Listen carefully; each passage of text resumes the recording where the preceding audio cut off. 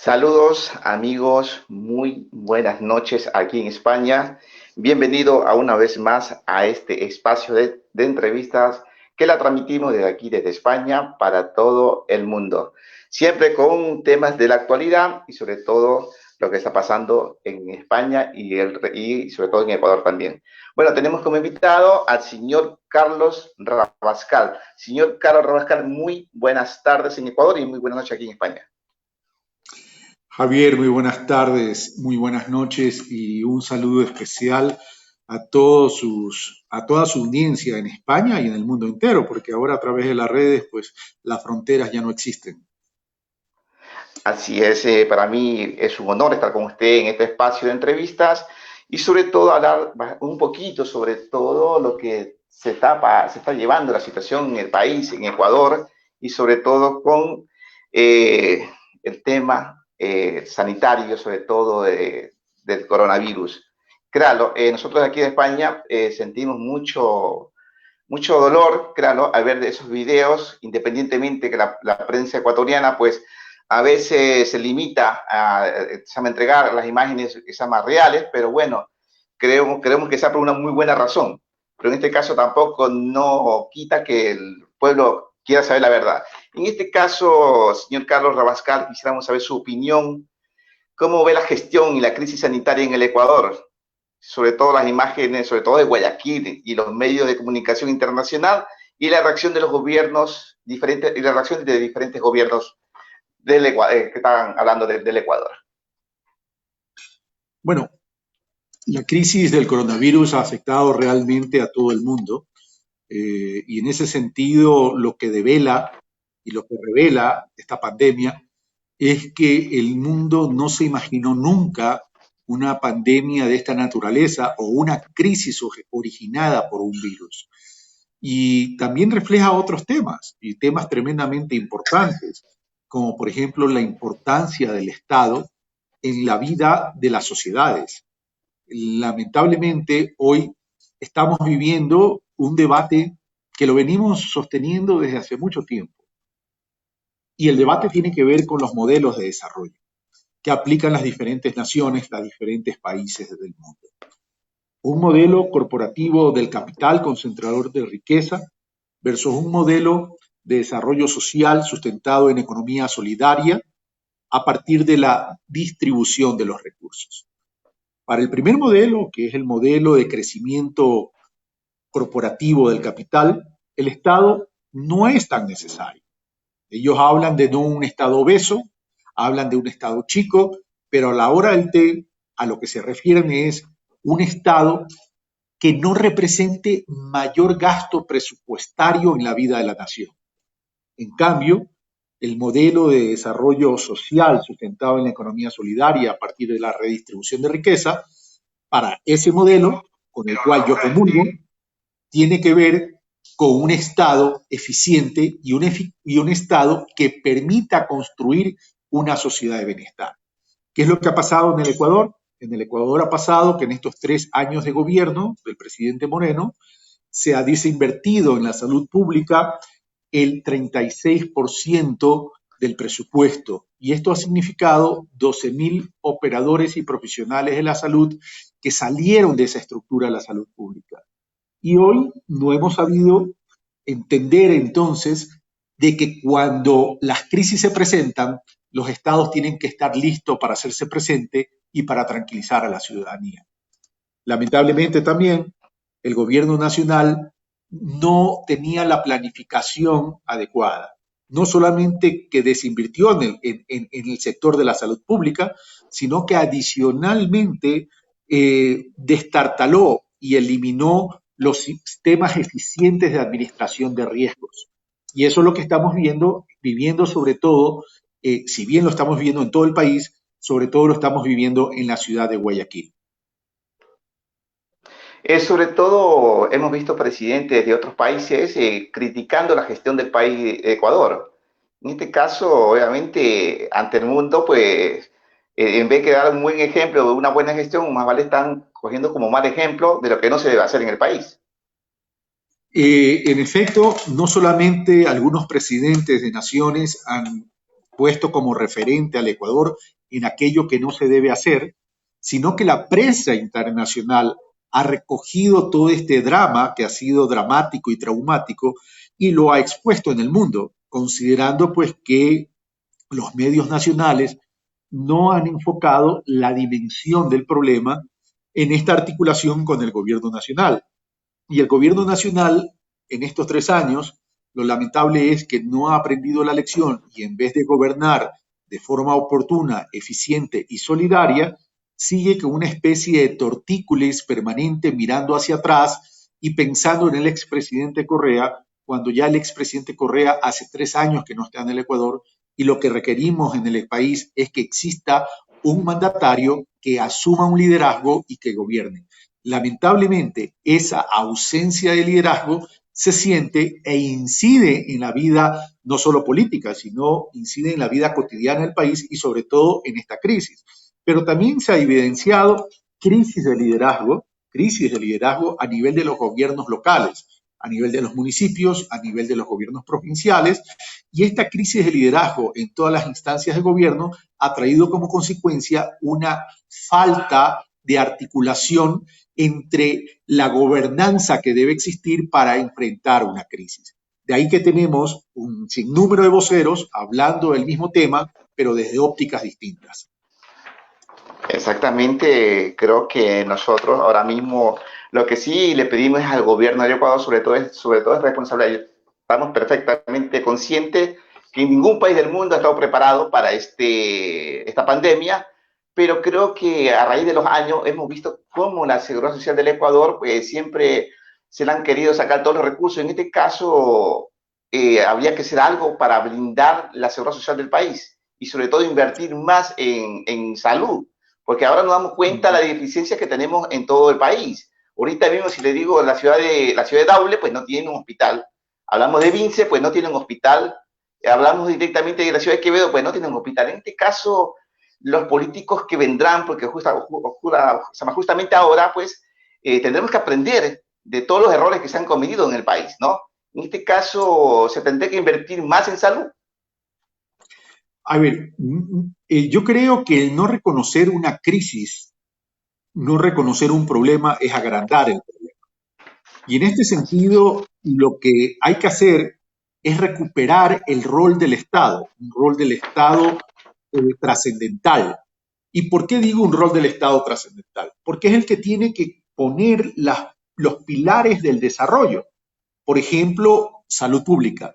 La salud pública no va a existir de forma eficiente y oportuna si la construcción de infraestructura de salud, me refiero a centros hospitalarios, no va creciendo con equidad territorial, que es a lo que usted se refiere cuando me menciona Quevedo, Vincent, etcétera, etcétera, con equidad territorial, y no va creciendo conforme al crecimiento demográfico del país.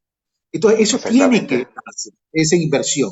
Pero la inversión no solo es estructura física en términos de salud pública, es inversión en estructura física, inversión en equipamiento e inversión en talento humano.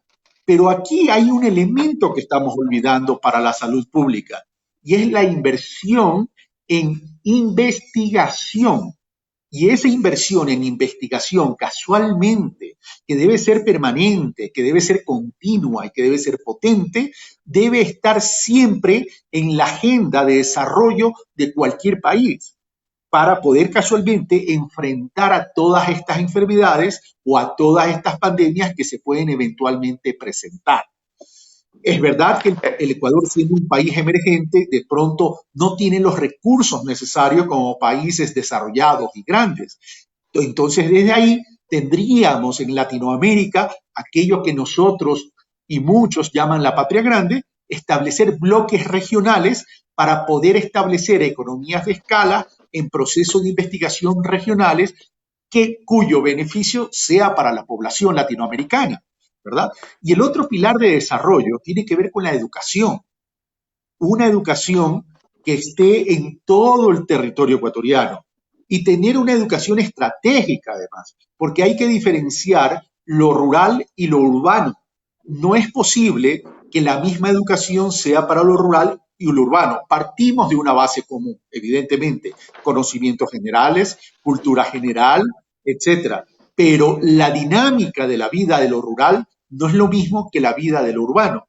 Pero adicionalmente a ese tema transversal llamado educación, que es un pilar fundamental para el desarrollo, tiene que venir con el empoderamiento ciudadano. Si nosotros en el país no somos capaces de generar pensamiento crítico, reflexión ciudadana y conciencia social, difícilmente vamos a poder salir hacia el desarrollo y vamos a estar de tumbo en tumbo cada 4 años, dependiendo del gobierno que nos toque. Cuando en el Ecuador ya hay que establecer un plan estratégico en horizonte de tiempo para alcanzar ese desarrollo. Exactamente. Señor Carlos Rabascal, ¿usted está ahorita como precandidato a la presidencia del Ecuador? Sí, correcto. Está como precandidato, perfecto. Entonces, para que la gente que nos esté viendo, sobre todo, pues dejen su comentario y sobre todo, si tienen alguna pregunta para el señor Carlos Rabascal, pues seguro que la vamos a poner en directo. Hablemos sobre todo, Carlos, sobre todo cómo tapar ese déficit que tenemos en el país, la deuda que tenemos en el país, A independientemente ver, sobre la crisis que hemos tenido, pero creo, claro, aquí tenemos que ser bien claro, ahorita mismo hay un déficit de deuda, de dinero del país que no cubre lo que el Estado produce. En este caso, ¿cómo se podría llegar y sobre todo, y qué medidas se podría tomar para, sobre todo, para sacar el país adelante? se ha hablado mucho del déficit fiscal del Ecuador, pero si usted revisa el mapa de los países del continente americano, incluyendo Estados Unidos y la mayoría de los países europeos, el déficit fiscal existe y existirá. El problema no es el déficit per se, el problema es el origen del déficit. Si usted tiene una economía que los recursos los incorpora a la economía real, el déficit es manejable. Porque la economía real, ¿qué hace? Dinamizar la producción, dinamizar la economía de servicios, generar riqueza, generar crecimiento, generar distribución y redistribución. Por tanto, en la medida que esa economía se dinamice, ¿verdad? Y vaya creciendo, por más déficit fiscal que tengamos, significa que va a haber un Producto Interno Bruto, que es el tamaño de la economía, que va a estar increciendo. Y si crece, voy a tener mayor capacidades de recaudación tributaria. Y si tengo mayores capacidades de recaudación tributaria, voy a poder satisfacer las necesidades del presupuesto del Estado en ese sentido. Por tanto, el déficit per se no es bueno ni malo. El tema es cómo se origina el déficit. Y le voy a poner un ejemplo. En estos últimos 3 años, ¿verdad? En estos 3 últimos años del actual gobierno, la deuda externa, la deuda agregada del gobierno, no solo la deuda externa, la deuda agregada que ha asumido el actual régimen, se incrementó en 18.000 millones de dólares. Y la colocación de crédito interno en el país al año pasado fue de 30.000 millones de dólares.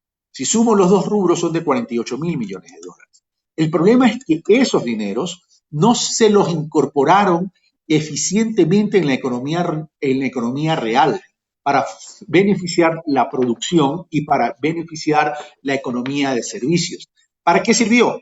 Para sustituir deuda, por un lado, y para financiar importaciones. Como usted comprenderá, mi querido Javier, en una economía dolarizada como la nuestra, necesitamos controlar las importaciones para evitar las salidas de divisas. En consecuencia, eso es lo que ha pasado en el Ecuador. Como se concentró tan solo en una economía de balance aritmética para que le cuadre la suma y la resta y quede tablas, descuidó la economía real. Y al descuidar la economía real, ¿qué pasa? Hay poco consumo y al disminuir el consumo, disminuye la producción y cuando disminuye el consumo y la producción, se incrementa el desempleo, pero también disminuye la inversión privada.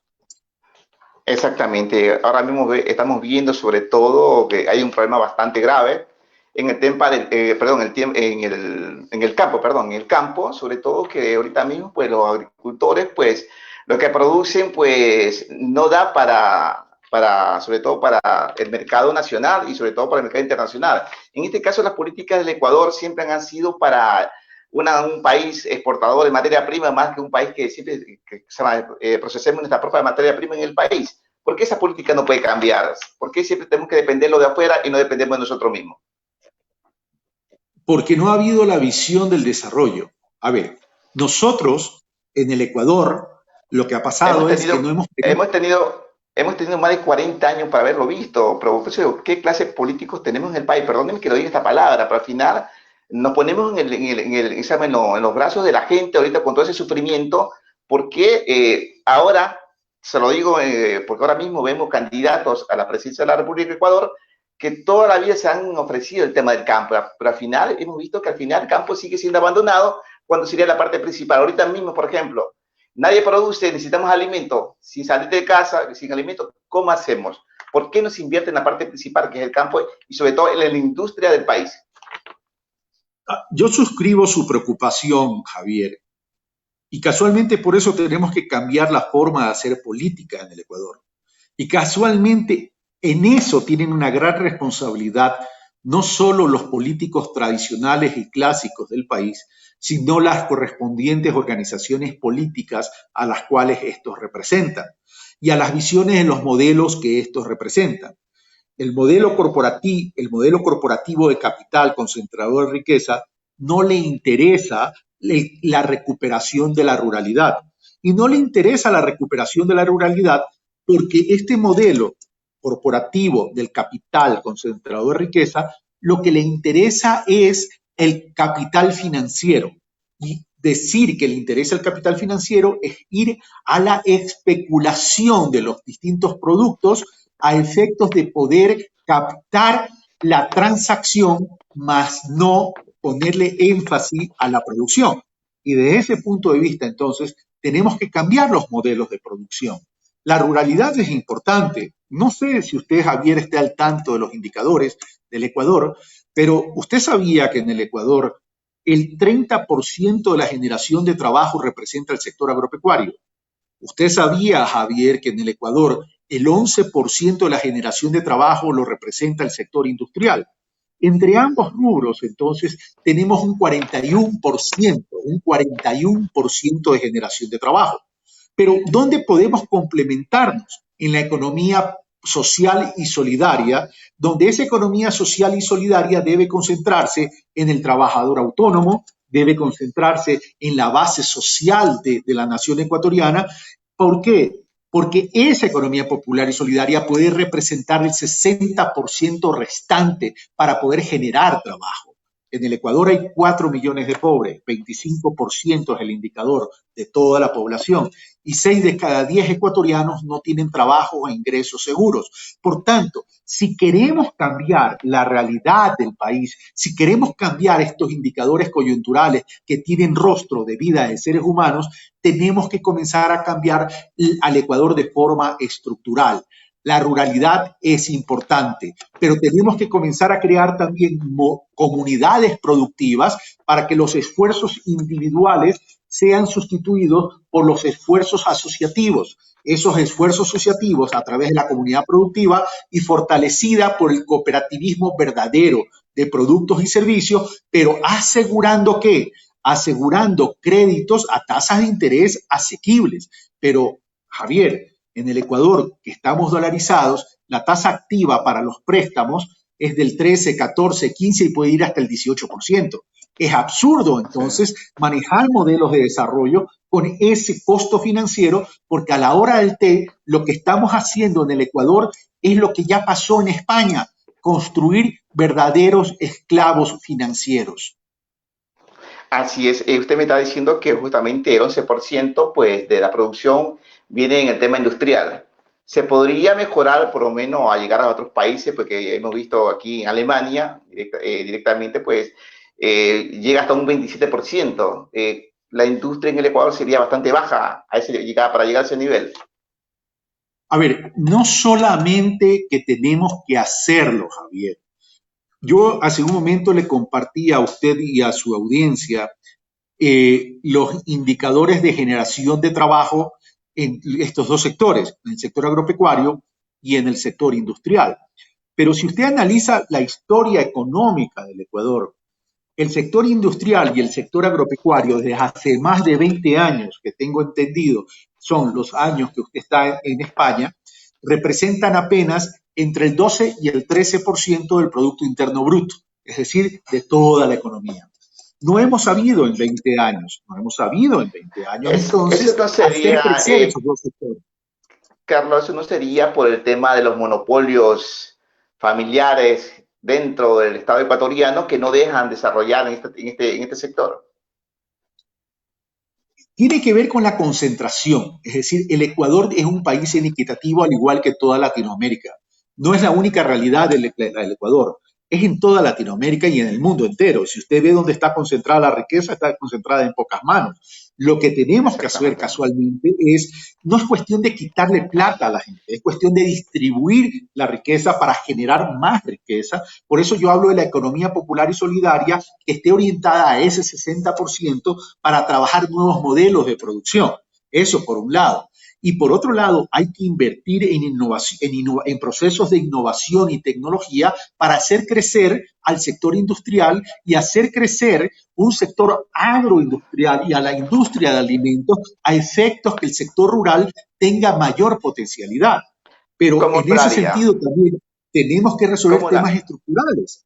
Porque, por ejemplo, en la provincia Exactamente. de Manabí, como en algunos otros sectores del campo ecuatoriano, hay una sola cosecha de maíz. ¿Sabe lo que significa una sola cosecha de maíz? Es absurdo. Es absurdo, exactamente, cuando podría hacer tres, Claro, tranquilamente pero tres cosechas. ¿por qué no llegamos a dos y tres? Porque no hemos sabido, Exacto. se hicieron las represas, se hicieron Pero, para poder el control de inundación y riego, pero no se han hecho en este gobierno los canales de riego para llevar a las tierras productivas. Y tampoco se ha exactamente. generado incentivos para la asociación.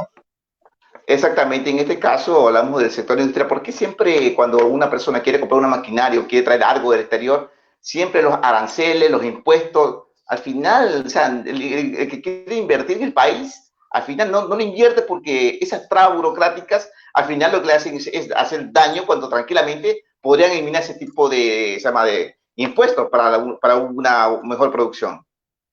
A eso me refiero con la falta de visión de desarrollo. A ver, si es bien es cierto que tenemos que cuidar las divisas en el país porque somos un país dolarizado, en otras palabras, no tenemos moneda propia y por tanto no podemos aplicar política monetaria devaluando la moneda para ser más competitivo en el sector externo, entonces tenemos que ser más creativos.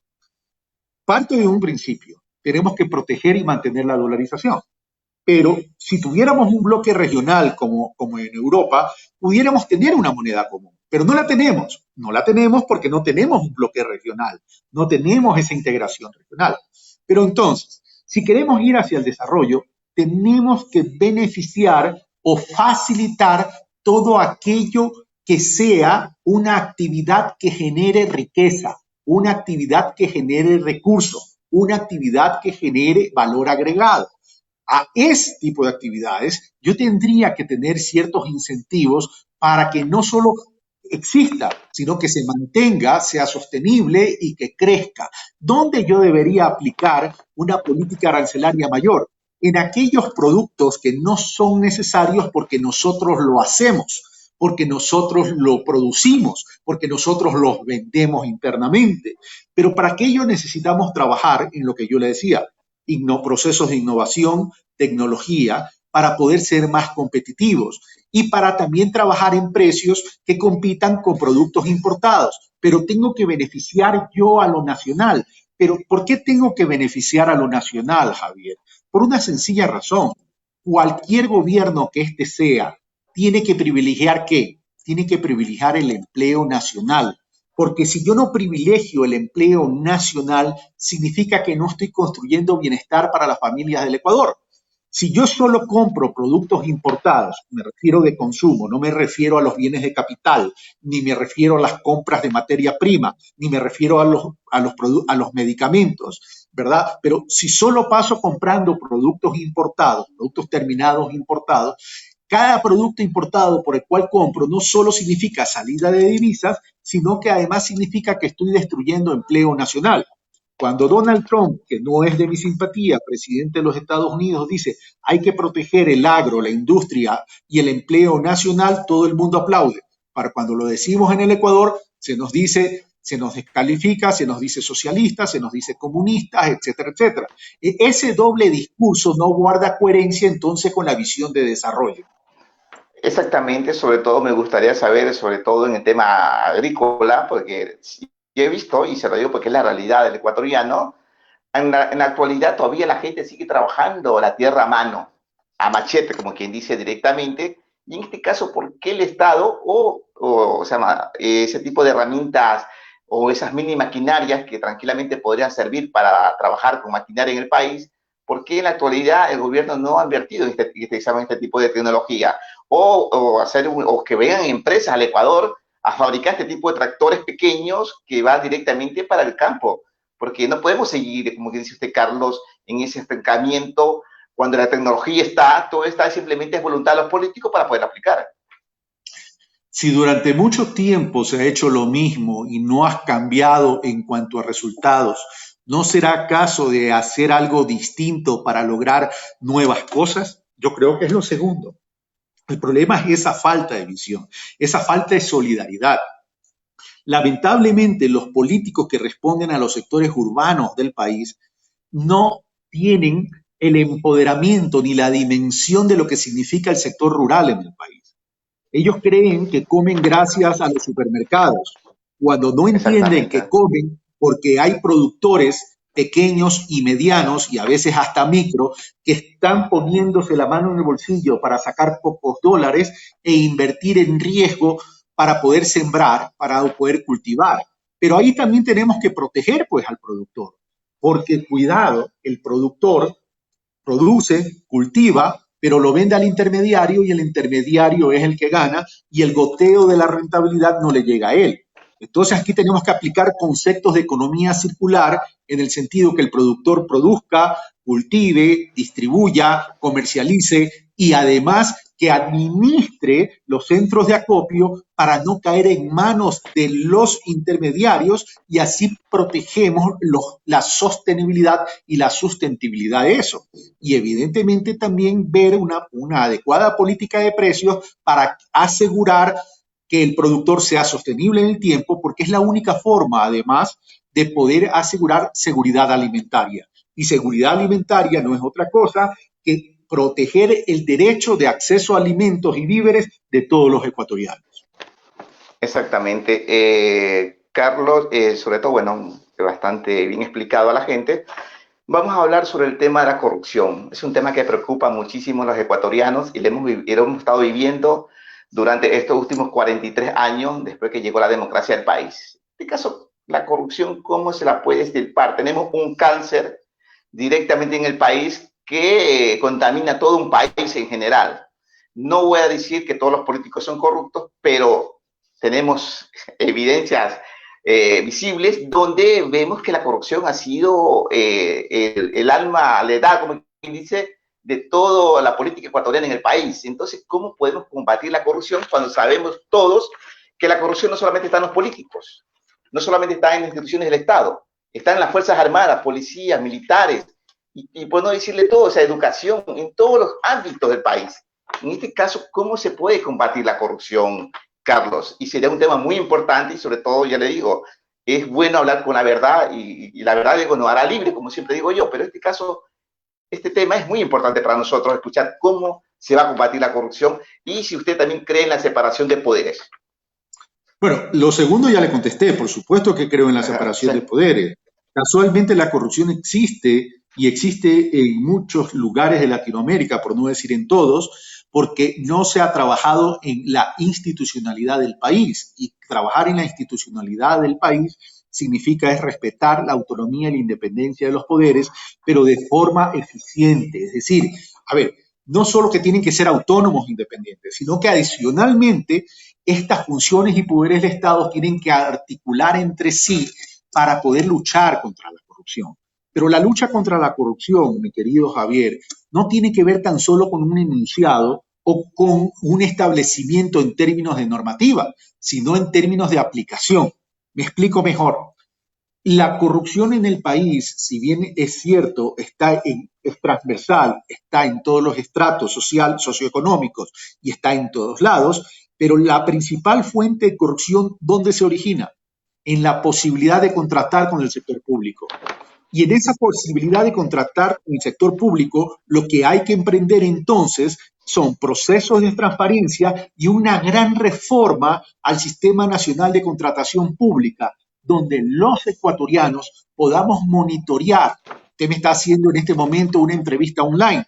Igual tiene que pasar con los procesos de contratación, que esos procesos de contratación sean transparentes para el público, donde se pueda establecer cuáles son los precios unitarios de cada uno de cada uno de los rubros y de cada uno de los contratos, y que se sepa y se cree un gran banco de contratistas que sean evaluados para que no haya sorpresas. Es decir, para que no haya productores de café trabajando en la fabricación de maquinaria, por ejemplo. Es decir, tiene que haber una coherencia en ese banco de contratistas que tiene que ser previamente calificado y que el país lo conozca. Pero por otro lado, también el tema de la corrupción está en otro sector, que no solo es la contratación pública, y es ahí donde a lo mejor el dinero se nos ha ido sin darnos cuenta, y es el sector de los hidrocarburos. Usted se puede imaginar que Petroecuador, las empresas petroleras del Ecuador que son estatales, no tengan estados financieros, que no sepamos los ecuatorianos cuál es la realidad financiera y económica de las empresas petroleras, que no haya esa rendición de cuentas. Entonces, tiene que haber una reestructuración, pero esa reestructuración tiene que nacer de un cambio cultural, no solo en la ciudadanía, sino también en la política ecuatoriana.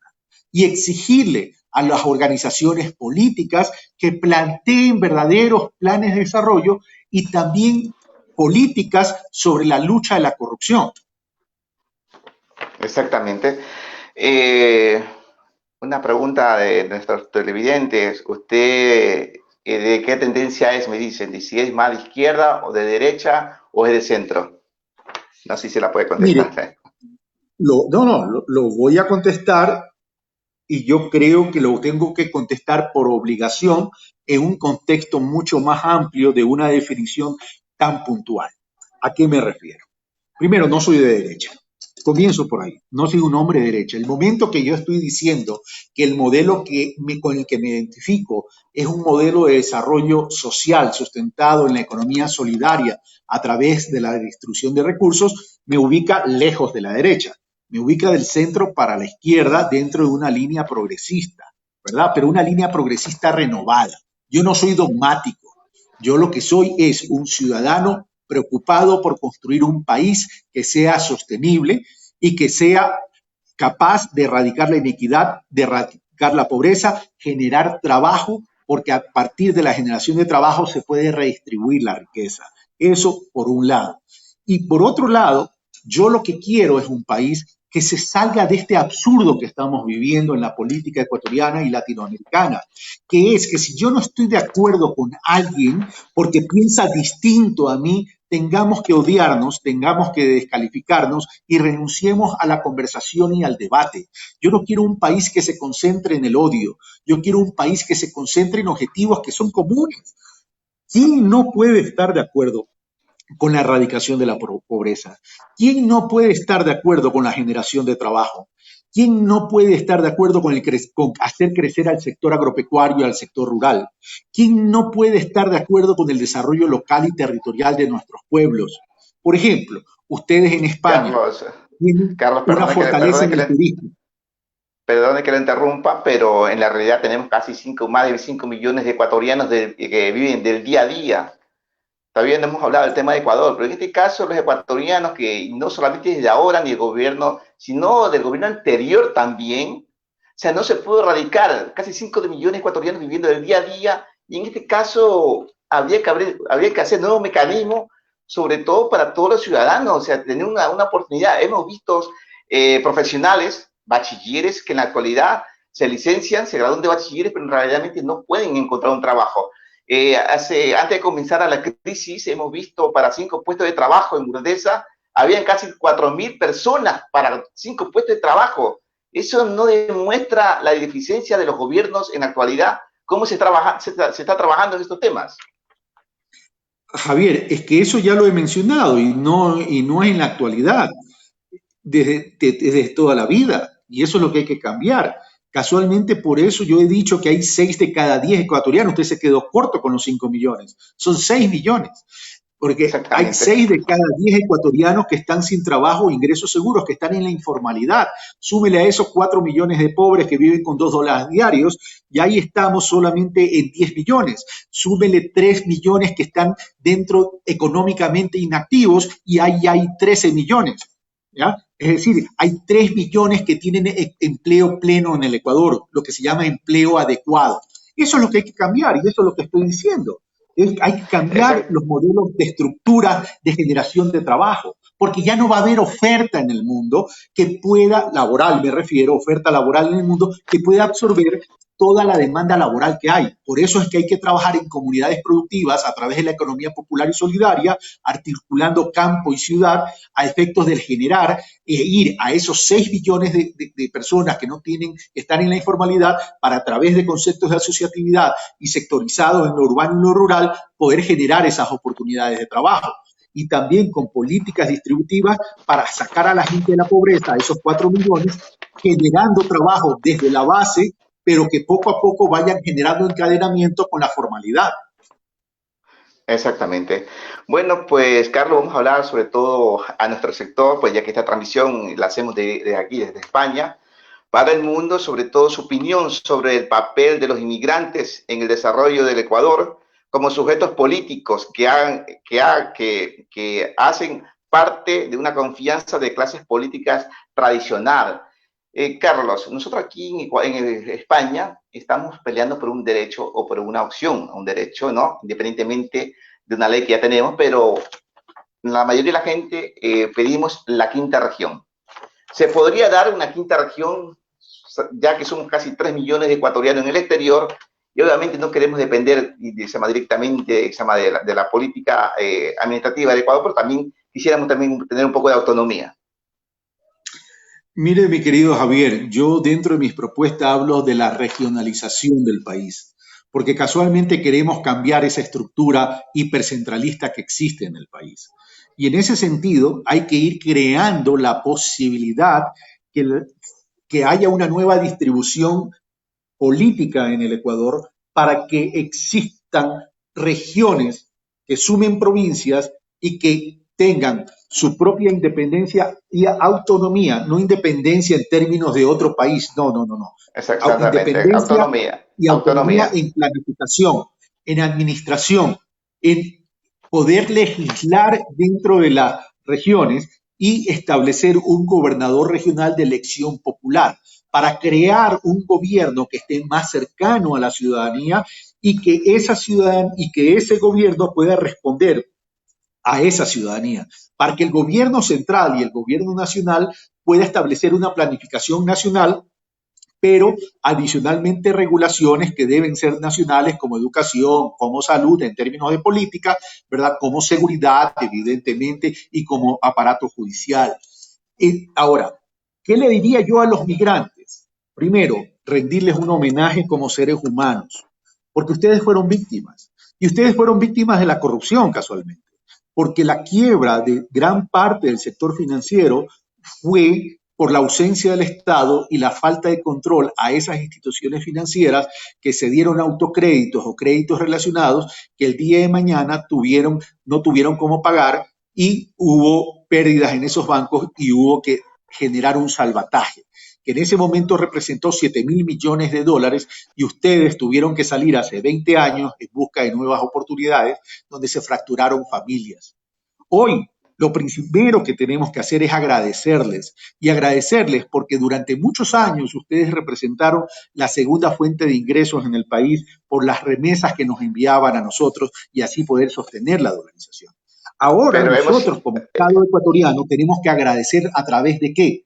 Primero de generar oportunidades para el que quiera venir, pero oportunidades reales, no venir dejando una vida recuperada y exitosa a encontrar una realidad de incertidumbre y un país que no es capaz de visualizar el desarrollo. Eso por un lado.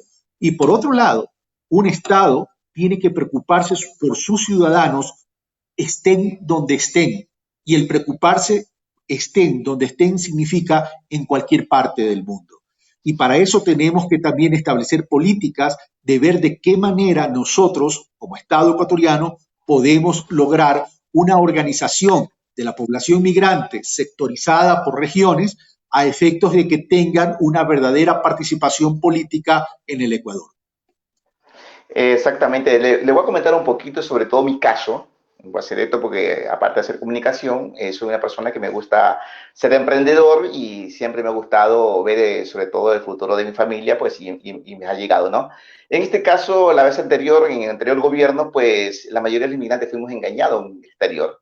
En este caso, le voy a comentar mi caso personal. Llevé mi maquinaria al país, llevé un container de herramientas al país, pero lastimosamente pues todo fueron trabas burocráticas y al final no pude poner en marcha mi empresa en el país, con lo cual pues nosotros muchos ecuatorianos pues retornamos con esa mentalidad de dar un impulso al país con conocimiento, con muchas cosas en el tema industrial, en el tema agroindustrial, pero lastimosamente fuimos engañados. En este caso ya le digo, o sea, lo que nosotros queremos es un poco más de hechos reales, porque ya le digo, la inmigración estamos siendo utilizadas por diferentes grupos de personas que al final yo siempre digo, o sea, no se hay que trabajar para uno, hay que trabajar para todo. En este caso queremos sobre todo políticos que sean responsables y comprometidos con nuestro sector, que es lo migrante en el exterior. Obviamente recibirá todo nuestro apoyo cuando veamos ese interés directo de los políticos con nuestro sector, Carlos. Es que la confianza hay que ganársela, Javier. Y la confianza se la gana uno a través del conocimiento que haya en la relación y también a través de las acciones que los seres humanos, llámense políticos en este caso, ejerzan en su vida, pero también a través de los resultados, porque es muy fácil hablar y también actuar, pero ya llegó el momento que la política pública tiene que ser evaluada y tangibilizada en función del impacto positivo o no de esa política pública. Y es ahí entonces donde tenemos que acostumbrarnos a esa exigencia del ciudadano hacia quién es su representante. Entonces, en el Ecuador lo que hay que mejorar son estos sistemas de representación, pero sistemas de representación que tienen que nacer a partir de los sistemas de participación. Porque, por ejemplo, en el caso de ustedes, que tuvieron que irse obligados, en este caso algunos a Europa, otros a Estados Unidos, ¿quién mejor que ustedes saben las necesidades que tienen? ¿Y quién mejor que Exactamente. ustedes saben cuál es esta visión que ustedes han ido construyendo a lo largo de los 20 años que han estado en Europa o en Estados Unidos y comienzan a construir una cultura ciudadana mundial distinta a esta cultura parroquial que todavía lamentablemente tenemos en la política ecuatoriana? Así es.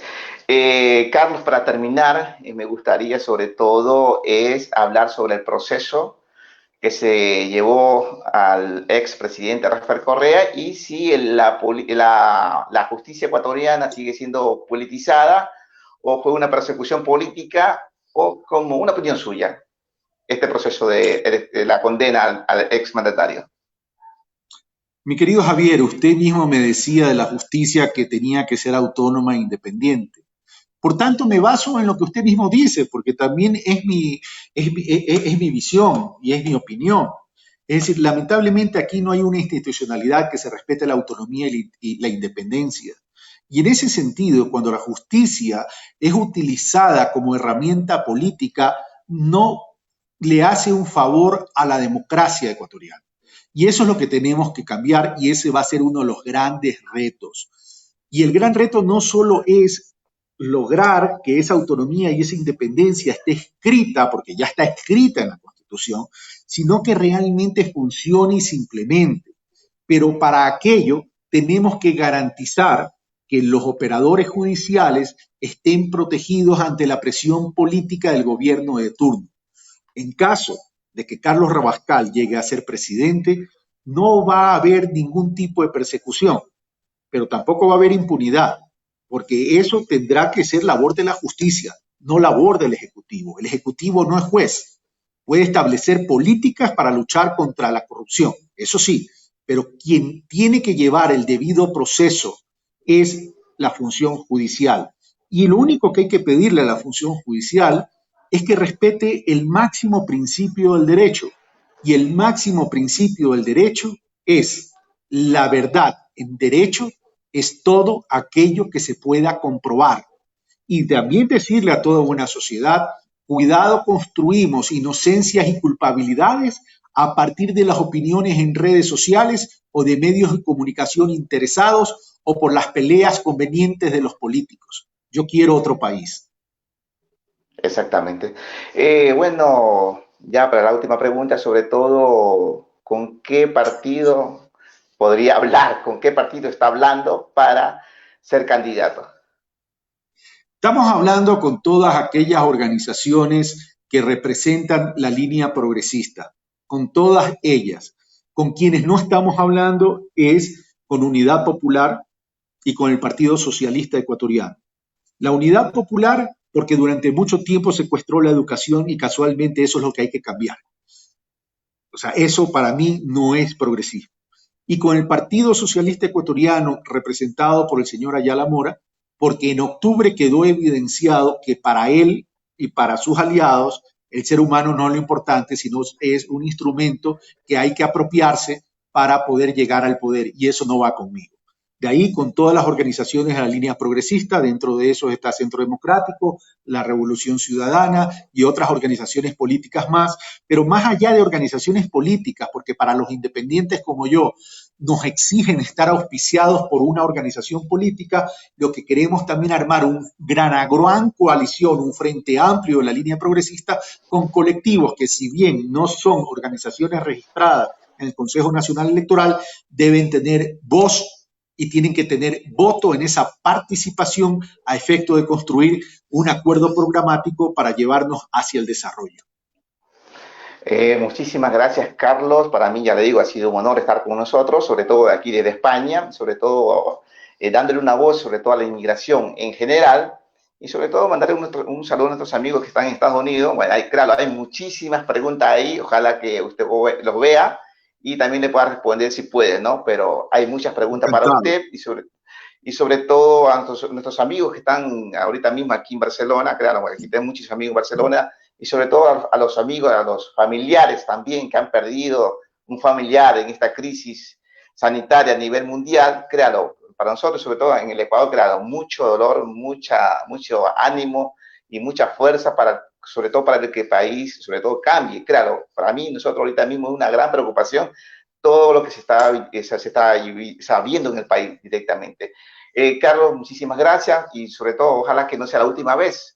Ojalá que tengamos unas próximas oportunidades para poder seguir hablando sobre temas muy importantes relacionados con nuestro país. Mi querido Javier, para mí sería un honor y además es mi responsabilidad y mi obligación atenderlos. Un tema. Yo tenía previsto ir a Barcelona y reunirme con gente, con mis hermanas y hermanos ecuatorianos que tuvieron que emigrar. Lamentablemente la crisis hizo que no pueda viajar. Dios quiera que lo podamos hacer en el futuro una vez que pase y se normalicen nuestras vidas a nivel mundial, además. Pero por otro lado, mi solidaridad con todas las familias que han tenido que sufrir la pérdida de un ser querido, de un ser amado, un padre, una madre, un hermano, un hijo o amigos. Yo soy guayaquileño, vivo en Quito hace 6 años y créame y me imagino lo que ustedes sufren. Ver a la distancia cada vez que uno abre las redes sociales, cuando se muere un familiar, se muere un amigo, se muere un conocido, y ni siquiera poder acompañar a esos seres queridos en ese momento tan complicado, complejo y difícil de la vida. Así que mi solidaridad y mi abrazo. Cuando yo lo escucho, Javier, en esta última parte, y lo escucho de forma recurrente, la necesidad de cambiar un país, créame que yo me angustio y me desespero porque eso es lo que yo quiero. Y su angustia lo que ratifica es mi compromiso. Y solamente un mensaje con el cual siempre termino mis conferencias, mis charlas y mis conversatorios, que es a partir de un pensamiento de un gran filósofo alemán, von Goethe. La libertad es como la vida, Tan solo la merecen aquellos que saben conquistarla todos los días. Ustedes son un testimonio viviente de tener que dejar todo y reconstruir sus vidas. Yo creo que al Ecuador hoy hay que repensarlo, porque en el momento que alcancemos la libertad es cuando hayamos erradicado la iniquidad, habremos erradicado la pobreza, habremos generado empleo y tengamos un país con una democracia sólida y que seamos ejemplo dentro del continente americano y en el mundo entero. Un fuerte abrazo a todas y a todos. Muchísimas gracias, Carlos, y muchísimas gracias a todos los amigos que han estado con nosotros en directo. Hemos tenido 120 personas en directo y sobre todo se le agradece mucho, sobre todo por nuestra audiencia. Muchísimas gracias y que pasen muy buenas tardes en Ecuador y muy buenas noches aquí en España. Hasta luego. A ustedes. Hasta luego.